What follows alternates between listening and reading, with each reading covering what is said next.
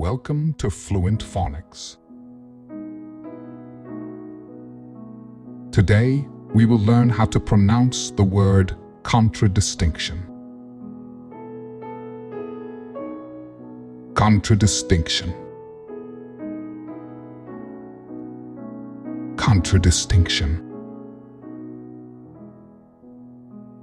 Contradistinction.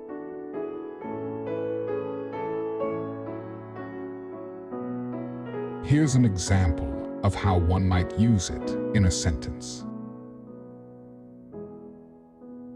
The political candidate emphasized the contradistinction between her policies and those of her opponent during the debate.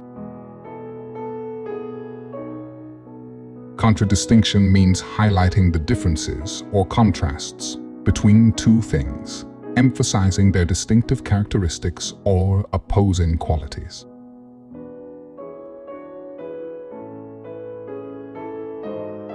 Thank you for your time. If you enjoyed this, please like and subscribe for further content.